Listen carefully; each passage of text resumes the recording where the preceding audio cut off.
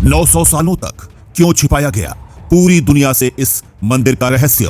क्या सच में आज भी 1000 साल से एक योद्धा यहाँ पूजा करने आता है? जानिए क्यों इस मंदिर के राज को नासा तक के वैज्ञानिक भी नहीं सुलझा पाए। क्या सच में यहाँ माता सती का अवशेष मौजूद है? दोस्तों, आज हम आपको भारत के एक ऐसे अद्भुत और रहस्यमयी मंदिर के बारे में बताने वाले हैं जिसे 600 फीट ऊंची एक पहाड़ी पर बनाया गया है।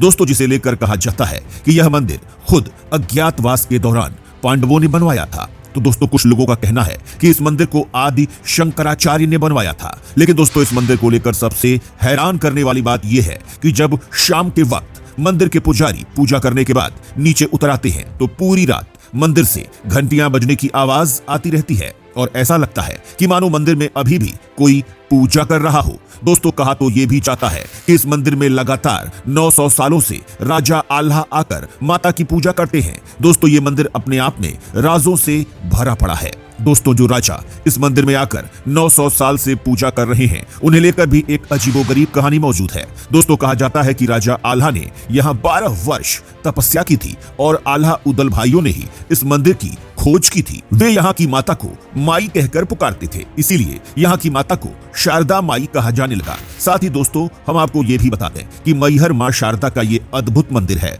मध्य प्रदेश के त्रिकूट पर्वत की मालाओं के बीच जमीन से 600 फीट की ऊंचाई पर। और इस ऐतिहासिक मंदिर को माता के 108 शक्ति पीठों में से एक माना जाता है और कहा जाता है कि यहाँ माता सती का हार आकर गिरा था। इसी कारण इस मंदिर का नाम शारदा माता मंदिर पड़ा। वहीं दोस्तों, माता पार्वती और महादेव से जुड़ी इस मंदिर को लेकर एक और अजीब कहानी मौजूद है। दोस्तों, कहा जाता है कि जब माता पार्वती ने अपने पिता प्रजापति दक्ष की मर्जी के बिना शिव जी से शादी कर ली थी, तब उस वक्त प्रजापति दक्ष ने एक बहुत बड़े हवन का आयोजन किया था और वहां माता पार्वती बिना बुलाए चली गई और जिस पर उनके पिता ने माता पार्वती का बहुत अपमान किया था। और दोस्तों, अपने अपमान से दुखी होकर माता सती ने उसी हवन यज्ञ में कूदकर अपनी जान दे दी थी। और दोस्तों, जब भगवान शिव को इस बात का पता चला तो भगवान माता सती के शव के पास आकर बहुत विलाप करने लगे और इसे देखकर भगवान विष्णु ने सुदर्शन चक्र से माता सती के शरीर के 51 हिस्से कर दिए। और दोस्तों, कहा जाता है कि माता सती का एक हिस्सा